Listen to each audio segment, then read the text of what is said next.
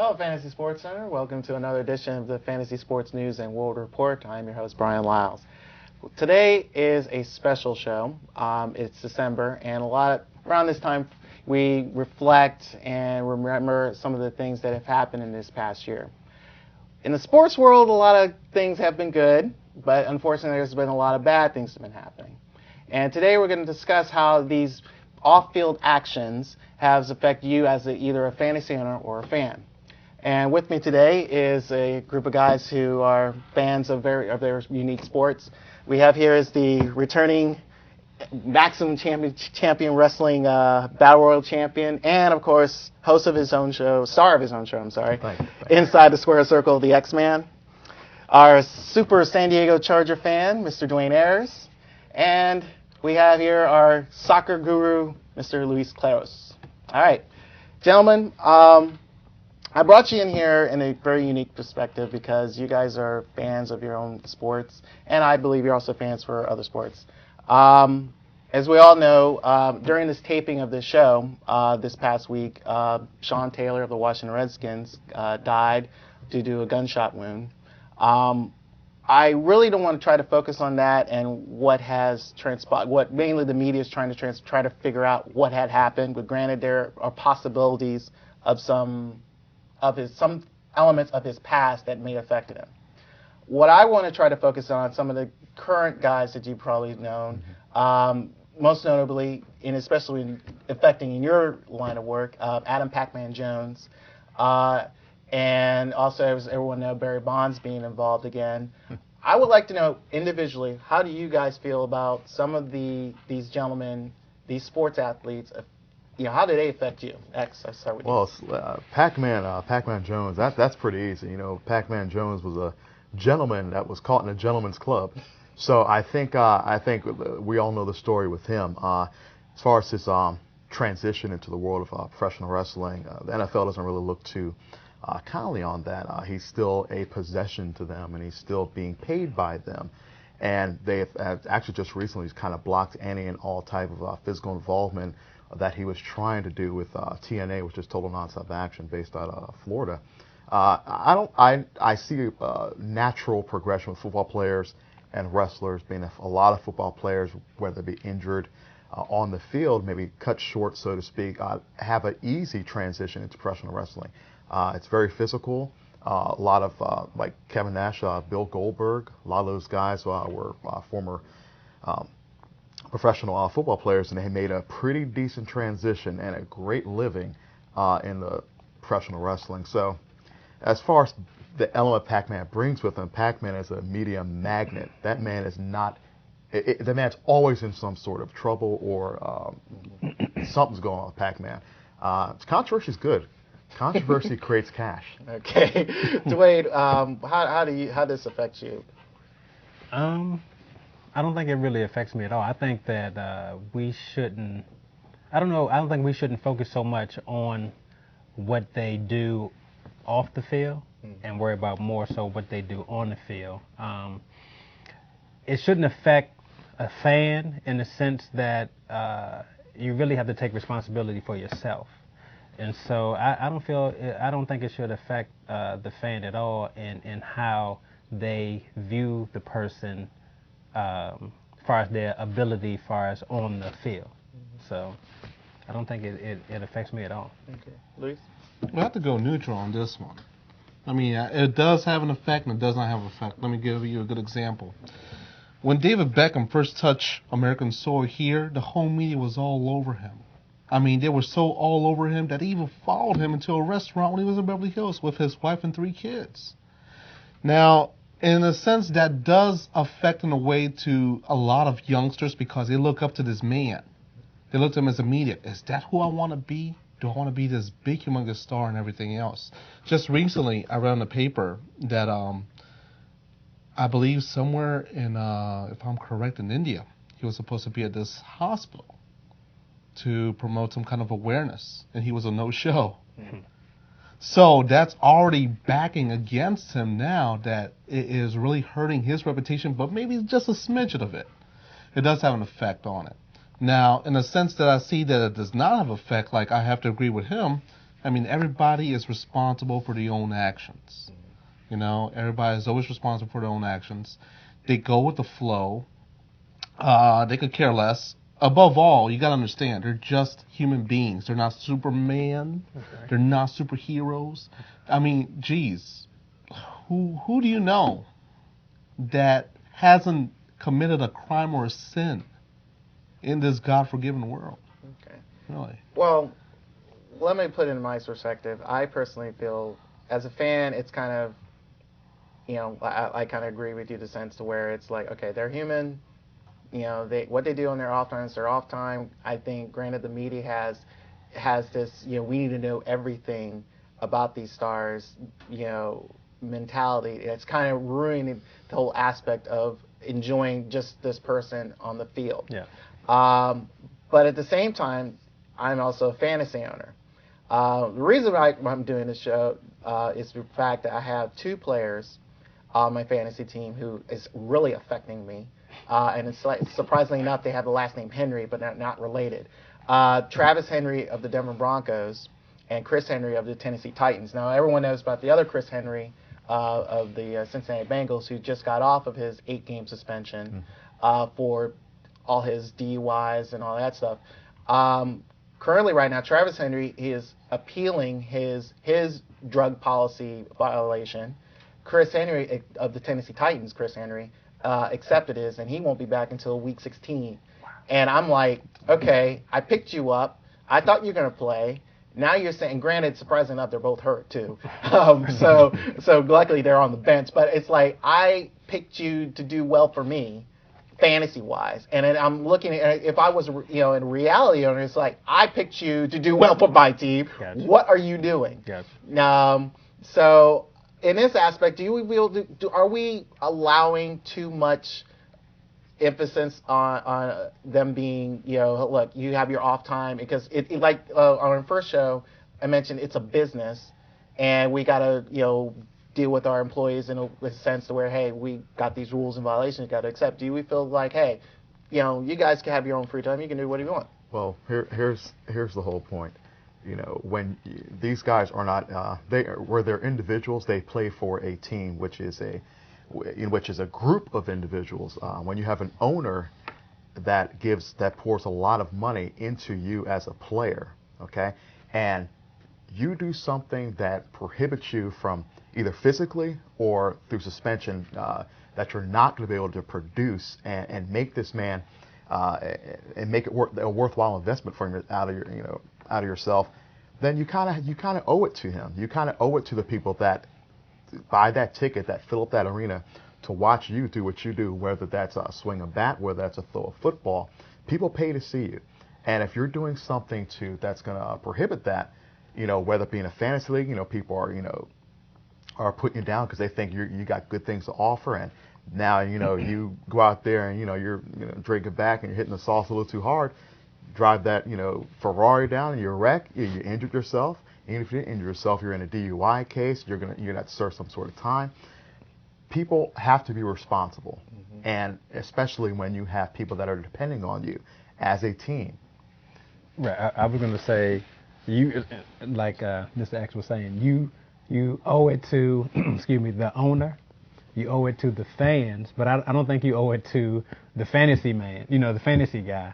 The fact that he got injured and all that kind of stuff. I don't think you owe it to him, but yeah, you do owe it to the owner who has invested money into you. You definitely owe it to him, the fans, and once again, I think everybody just has to be responsible for themselves and also look at the opportunity that they have. This is a very unique opportunity for them, and they should take advantage of the opportunity in a positive way. And so, I mean, go ahead. All right, well, let me put, you mentioned the fact about, taking and basically providing the fans and mostly owners.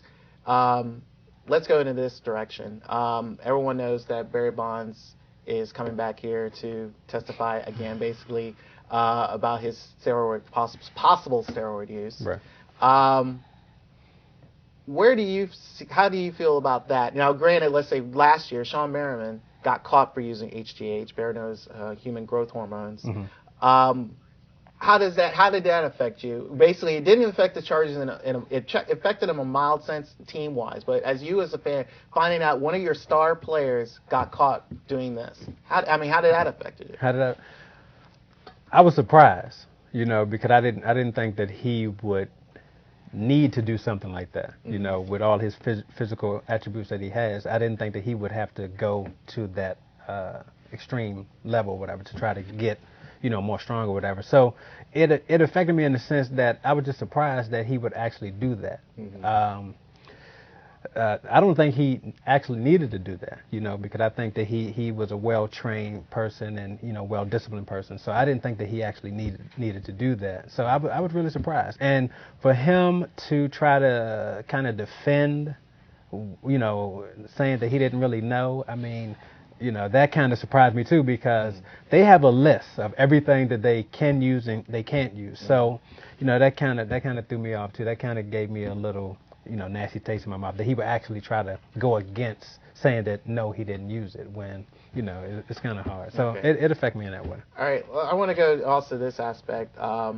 Actually, on your show, Instagram Sports, you have this list of wrestlers who've died by using this steroids and HGH. Most notably, currently right now, the most notable star we all know is Chris Benoit. Recently, the most recent one, where the likelihood that when we first heard the story was that he was, basically it was out of possible. Maybe a murder, basically it was just a murder. Then it became murder-suicide, where he was the main culprit. A lot of the questions that I was throwing, basically a lot of people who talked to me about it was like, okay, was he really that involved? Did he really use steroids? Because everyone who knows that roid rage. I mean, and him being one of your favorite wrestlers, I mean, how did that affect you? And then I also believe you mentioned, so I'll start with that first. It actually shook me to the core for so many reasons. I invested a lot of time in wrestling, whether it be buying tickets or going to the shows. As far as Benoit, first of all, let's just put it out there, Chris Benoit was a sick man. He was a sick man that just happened to be using steroids. And, the media latched onto that, and because just being a sick man murdering someone, it's not sexy enough. They have to put that steroid spin on it, which is going to make, hey, this is a big problem now. Steroids are prevalent in NFL and Major League Baseball, and I haven't heard about an NBA, but I'm sure it's around there. Look how big Shaq is. Come on. I mean, it did a lot for us. It did a lot as far as the only positive ever came out of this was now that Congress is now officially investigating and mandating World Wrestling Entertainment now to make changes in their policy. The whole Chris Benoit saga, as sad as the story is, there's actually that one sliver of shining light actually that's going to actually help clean up the industry in general. Right. Luis, I want to get your last comment. Well, it's all politics out of all this. I mean, a lot of these guys, they just want to get beefed up because they feel they have to perform better than what they were before when they were handpicked. And this goes for any team, whether it be football, basketball, hockey, any of those other sports. They do that, and it will never stop. Like what X said, Chris Benoit, in my opinion, was the best technical wrestler that was ever out there. I mean, you could get him in a chokehold, and he could just get out of it in less than 2 seconds. Unbelievable. And other heroes of mine that have used steroids, Hulk Hogan, Ultimate Warrior, Randy Macho Man Savage. That was all chicken and rice. Okay, well, I feel your opinion. I mean, granted, Chris Benoit was a favorite wrestler of mine, and as well with this current era. So, but I hope you all, as fans and fantasy owners, get an understanding of how we feel right now. So, but anyway, when we come back for the second half, it's our December picks for the NFL games. Hi, I'm Fantasy Sports World Girl Michelle. There's more fantasy sports news and World Report right after this.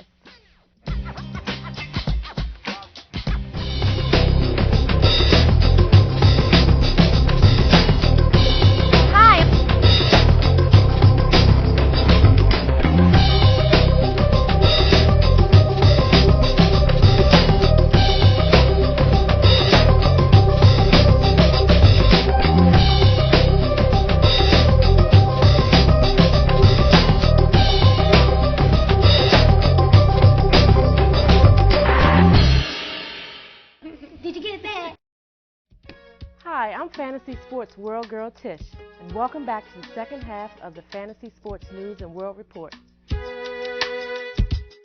I'm your host, Brian Lyles, and back with me again is ex-Air Lancaster Anderson III, but you all know him and love him as the X-Man. And we also have Dwayne Ayers, our San Diego Supercharger fan, and Luis Claros, our soccer guru. Today, we're going to get December. It's the final month of the NFL season. A lot of these teams have gone clinched playoff berths and ready to basically put all their starters on reserves. So why not we discuss some of these matches here? A very key matchup. Likelihood we'll just see the reserves from one of these teams. We begin with the Pittsburgh Steelers and the New England Patriots. The Patriots already clinched the AFC East. The Steelers are trying to fight away against the Cleveland Browns, which is surprising to hear. Damn Ravens. Luis, let's start with you. Who do you think will win this game? Patriots, all the way. I believe Patriots will go all the way. They've been showing a lot of promise during the years of everything. I'm just waiting for them to just really bust this nutshell again and just go for the kill. Go, go, go. Just shoot everybody out of the water. Do you think they'll go undefeated? Undefeated, yes. They were this close with the Eagles, I know. They were so close, but that's just a little fallback. But then again, if they keep performing the way they are, just doing the same playbook that they've been using, the same formula, they're unstoppable.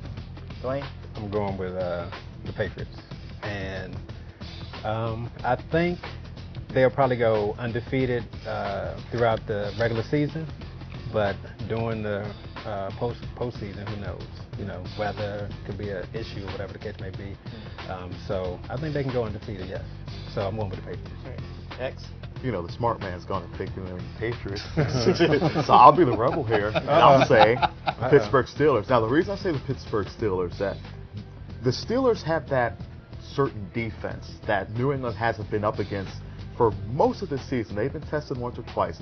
But, I mean, Steelers have one of the best ranked defenses, passing and rushing. I mean, these guys can be the one team that can actually hold the New England Patriots off.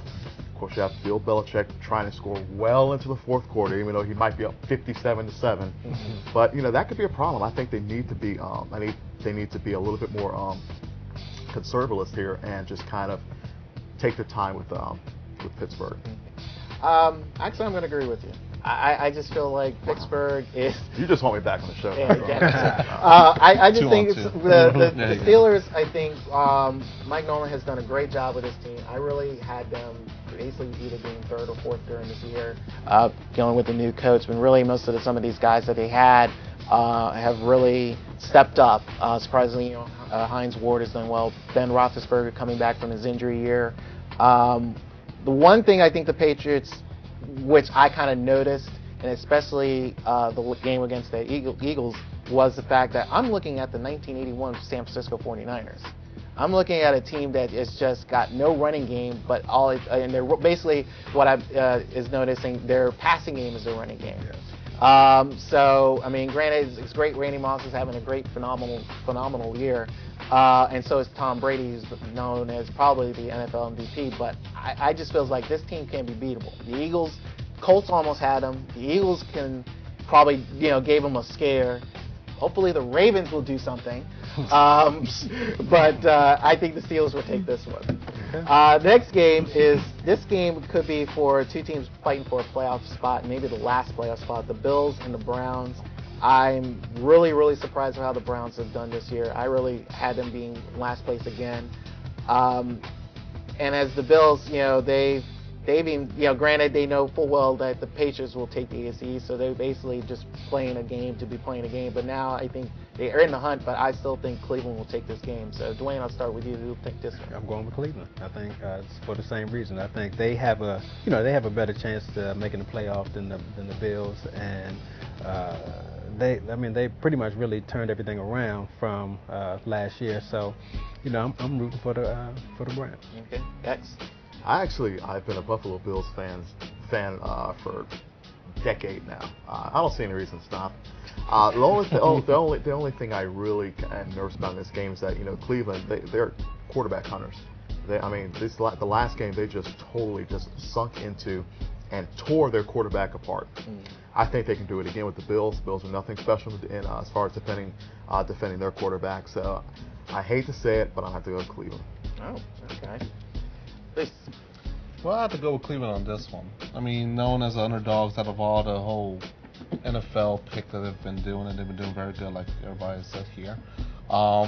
Like what X said, Bills was once a great team back in the late 80s, early 90s, has now sunk down to the muddy waters where some succubus and some kind of, maybe some, I don't know, those kind of fishes that clean your fish tanks and all that. Wow. So, how do you really So you're picking the Bills to win. All right. Okay. All right. Next game. It's more like how you think they'll do later. Atlanta against Arizona. X, I'll start with you. Who do you think will win? Yeah, I could care less about this matchup here. I'll tell you this. At best, Arizona's they have mastered the art of the medium, which means that they are mediocre, and they will never be anything except mediocre. They've been nothing this year. They have been like the castaways. They're cannon fodder. They're just playing the spoiler role right now. They have nothing going for them. And the Falcons, hey, they employed Michael Vick. I'm done. Luis, let me ask you this question. Do you feel that with Michael Vick gone, would this game be a little different? it will be. It'll be a little different because they don't have that, you could say, quote-unquote, guru there that will guide them. You see, what makes a great team a very good team is knowledge, one, and generations, the other. Without those two, you are nothing. You know? That's how a lot of these groups, a lot of these teams, quote-unquote, that I want to say, they're so good because of different generations. It just has to skip one generation to another generation to make that team good, you know? What was once, say, the Bengals, a great team, when they had Boomer, has now sunk low to I don't know, some Generation Z. You know, So they're down there with the there you go. So, getting back, who do you think will win between the Falcons and The Falcons. Falcons? I have to go with the Falcons on this one. I have to go with the underdog on this one. I mean, because I've seen Falcons have some kind of potential, and they're just this close all the time. You know, and I have the heart for the Atlanta Falcons to just go for it and just take it from anyone. I just want them to go ahead and just shock the world. I do. Shock the world. All right, Dwayne, who do you think will win this one? Once again, like X-Men said, that this game really has no real meaning. But Well, the Cardinals have a chance for the NFC West. I mean, okay, we'll see. But The only difference is they live out there. right. I'm gonna go with Arizona, you know. But back to what what's your name? Lewis. Back to what Lewis was saying. Excuse me. Back to what Lewis was saying. That I was rooting for the Falcons when the season started. I was rooting for them. I was like, well, I'm hoping that this could be some type of motivation thing with the whole Michael Vick, trial and everything. So, but it seemed like that's not the case. So, I'm going with Arizona. Okay. I'll end this by I'm going for Arizona. Granted that that play in overtime against the Niners wasn't very promising.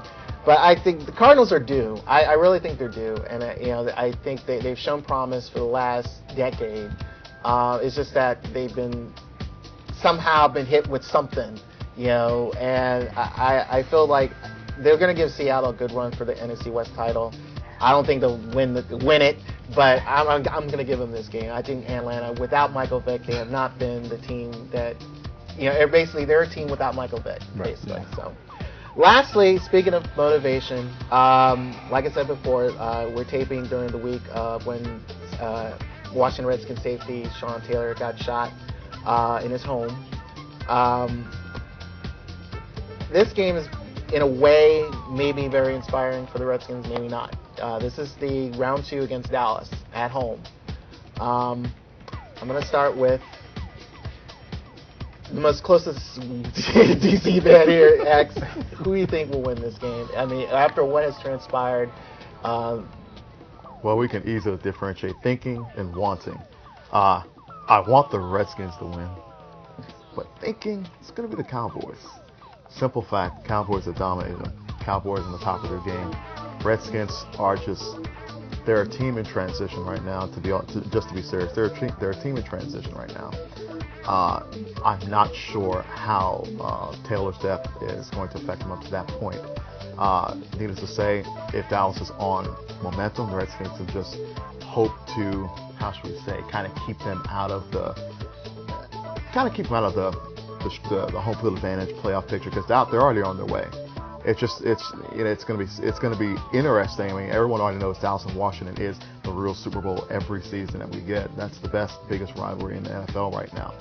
And hopefully, we can take one back and kind of show Dallas that we're business, if you will. All right, Dwayne, who do you think will get win this? I'm gonna go with the Redskins, and I'm not a Redskins fan at all, but I'm going with the Redskins team because of because of the fact that this is like the Super Bowl.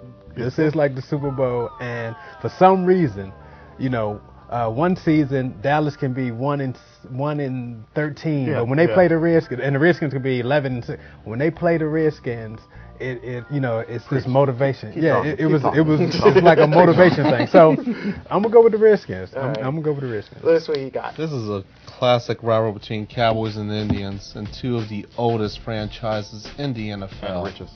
There you go. It's true. It's true what he said. But I have to agree with what Sean said. I believe the Redskins. I'm sorry? Dwayne. Sorry, Dwayne. He's getting me back. He's getting me back.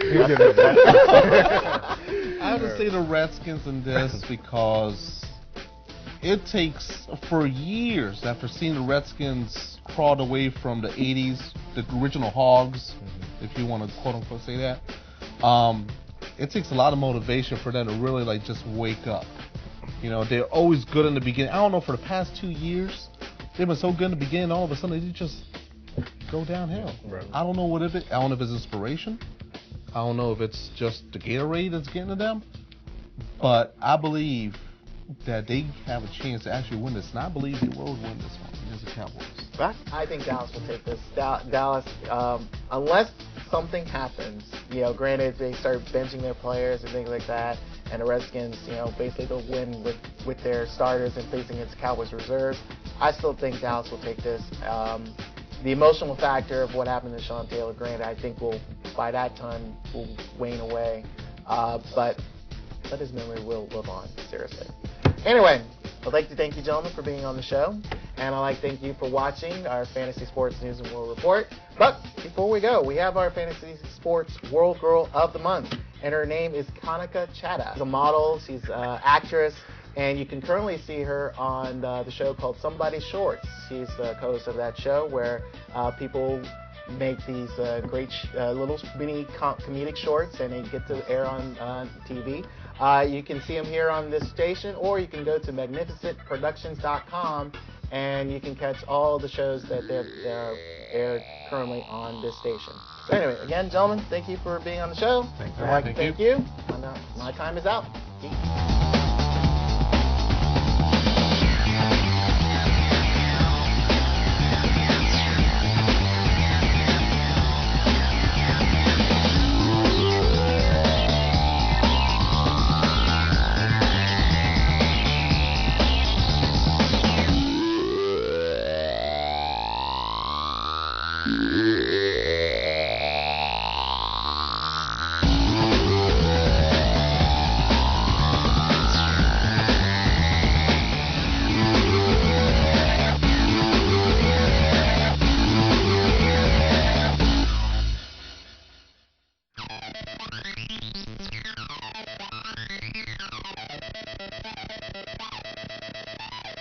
Jim, the excitement levels are almost...